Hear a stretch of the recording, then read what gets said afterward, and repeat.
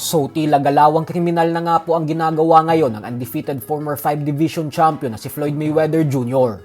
Ito po ay dahil bukod sa mga kaliwat kanang kasong kinakaharap niya ngayon sa iba't ibang mga kumpanya, ay ibinunyag ng BoxingScene.com na kaya pala pumirma si Mayweather ng kontrata para sa laban niya kontra sa ating pambansang kamauman ni Pacquiao sa September 19 ay nang dahil para maipakita niya ito sa isang kumpanya ng pautangan. Ayon sa Boxing Scene ay ang ginawa daw ni Mayweather ay pagkatapos pumirma ng kontrata para sa Pacquiao rematch ay dinala nito ang mga papeles sa isang lender company.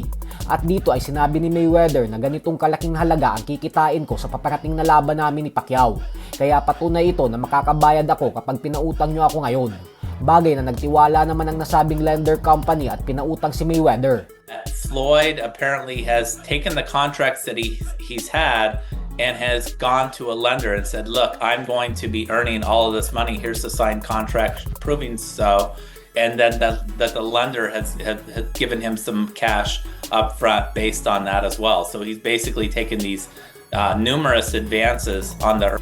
Ngayon, wala po itong problemang ginawa ni Floyd kung matutuloy ang bakbakan nila ni Pacquiao sa September kasi mababayaran talaga siya ng limpak-limpak na milyones pagkatapos ng laban. Pero kung sakaling magpatuloy itong magmatigas at hindi sumunod sa napagkasunduan sa pirmadong kontrata na tunay na laban nang dahil sa kagustuhan niyang maging exhibition fight lang ito, ay doon na papasok ang pagiging galawang kriminal niya.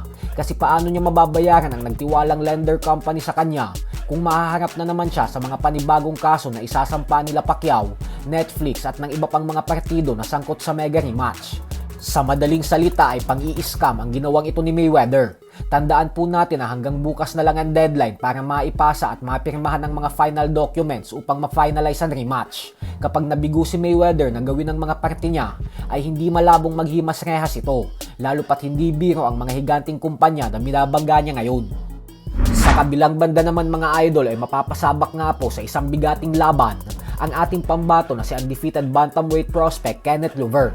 Ito ay dahil opisyal ng kasado ang kanyang laban sa bansang Japan na siyang nakatakdang ganapin sa June 6 at ang makakatapat niya ay ang kapwa undefeated na Amerikanong si Michael Angeletti. May napakalinis na record na 14 wins with 8 knockouts at walang talo. Isang technical fighter po ito na may knockout power din. Walang duda na ito ang pinakamabigat na hamon sa professional boxing career ng 23 anyos na si Louver. Kaya mapapalaban talaga siya dito. Kaya kailangan niya talaga itong paghandaan. Lalo pat ang kanilang bakbakan ay isang hakbang papalapit sa world title fight. Gawa ng magsisilbi ito bilang IBF Bantamweight Title Eliminator. Samantala, ang fighter nga po na siyang knockout kay Edgar Berlanga na si Hamza Shiraz ay lakas loob ng hinamo ng Mexican superstar na si Canelo Alvarez. Paliwanag ni Shiraz na sa kabila ng pagkatalo ni Canelo kay Terence Crawford ay masasabi niya daw na si Canelo pa rin ang numero 1 fighter sa dibisyon nila nang dahil sa mga nagawa at naabot nitong tagumpay.